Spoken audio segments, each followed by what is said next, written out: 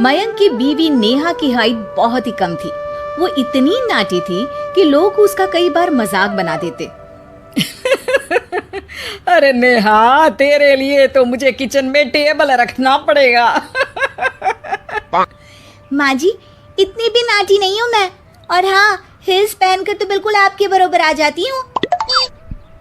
अरे तेरे पापा ने महंगी कार का लालच दे दिया, वरना तो मेरे बेटे के लिए लंबी लंबी लड़कियों की लाइन लगी थी।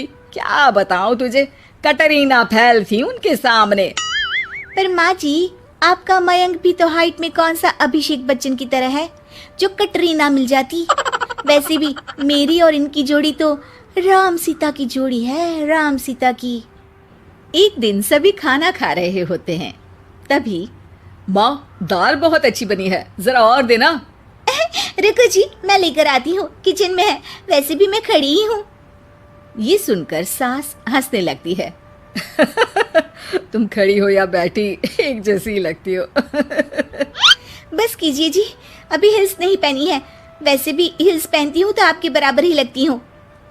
एक दिन नेहा सब्जी लेने बाहर निकलती है तो पड़ोसन कहती है, अरे देखो देखो कितनी नाटी है, मयंक तो दिखने में अच्छा है, हाइट भी ठीक ठाक है, फिर क्या जरूरत थी ऐसी नाटी बहू लाने की। दहेज बहन, दहेज, अंधे हो गए थे पैसों के पीछे, अब करे जगह साई। दोनों की बात नेहा सुन लेती है और उसे बहुत गुस्सा आ जाता है।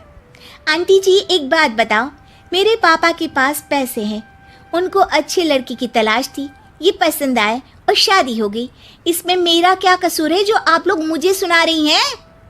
अरे नहीं नहीं नेहा, हम तो तेरी सास की बात कर रहे थे कि कितनी लालची औरत है। देखिए, वो लालची नहीं है, हाँ, उनकी कुछ शौक है जो वो अपने बेटे से पूरा करवाना चाहती है, और देखा जाए तो उसमें उनकी गलती भी क्या है भला। अगर इन्होंने मुझसे शादी की है तो जरूर कुछ न कुछ तो अच्छाई नजर आई होगी ना। और अब ना तो मैं आपकी बहू हूँ और ना ही आपके रिश्तेदारों को मुझसे मिलना है, फिर ये बात समझ नहीं आई कि आप इतना परेशान क्यों हो रही हैं। ये बोलकर नेहा वहां से निकल जाती है। नेहा, चलो तैयार हो जाओ, हम लोगों को एक पार्टी में जाना है। नेहा तैयार होकर पार्टी में जाती है, जहां मयंक का दोस्त उससे कहता है, अरे मयंक, तू लकी है यार, तेरी बीवी की हाइट इतनी कम है कि तुझे बच्चे की जरूरत ही नहीं है, भाभी ही बच्ची जैसी है। और मयंक, मेरी बीवी इतनी कम हाइट की हो ना तो मैं तो घर से बाहर ही ना निकलूं, कहीं फुदक कर चली गई तो लेने के देने पड़ जाएंगे।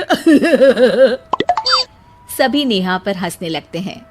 तभी पार्टी की जगह पर आग लग जाती है। अरे भागो यहाँ से, जल्दी करो, निकलो यहाँ से।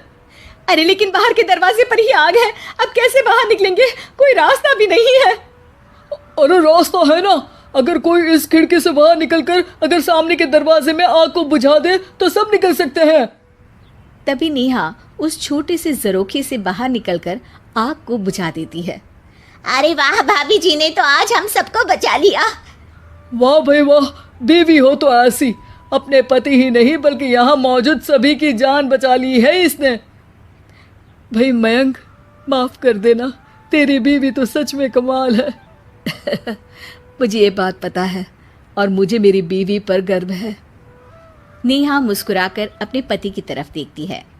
कुछ दिनों बाद जब नेहा और उसकी सास मार्केट जाती है, वहां पर, अरे भैया, ये कपड़ा तो देना, कितने का पड़ेगा?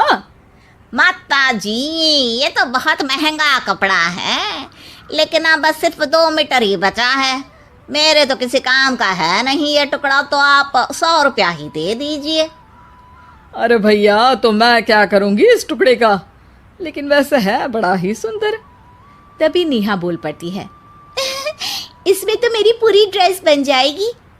ये कहकर वो कपड़ा ले लेती है। अगले दिन नेहा वो ड्रेस पहनकर सास के सामने आती है। अरे वाह नेहा, ये ड्रेस तो बहुत ही सुंदर लग रही है, बड़ी महंगी होगी ना? अरे कपड़ा तो मैंने ही पसंद किया था, बस पूरा नहीं था तो इसने ले लिया। सिर्फ 200 रुपये की ड्रेस है ये पूरी। देखो माँ जी, नाटी होने का भी कम फायदा नहीं है। जैसे तैसे दिन कट रहे थे। सास और पड़ोसियों के मजाक बनाने का सिलसिला चल ही रहा था कि एक दिन मोहल्ले से जोर जोर से आवाज आती है, हाय रे मैं मर गई, भगवान मैं क्या करूं। अरे क्या हुआ? देखते हैं तो सभी एक हॉल के सामने भीड़ लगाकर खड़े हैं। मेरा बेटा प्रिंस गड्ढे में गिर गया है। पड़ोसन जोर जोर से रोने लगती है कि तभी वहां नेहा आ जाती है। रोइए मत, मैं प्रिंस को लेकर आती हूँ। ये बोलकर नाटी सी पतली सी नेहा गड्ढे में घुसकर बच्चे को बाहर ले आती है। अब क्या था, एक बार फिर नेहा के लिए पूरा मोहल्ला तालियां बजाता है।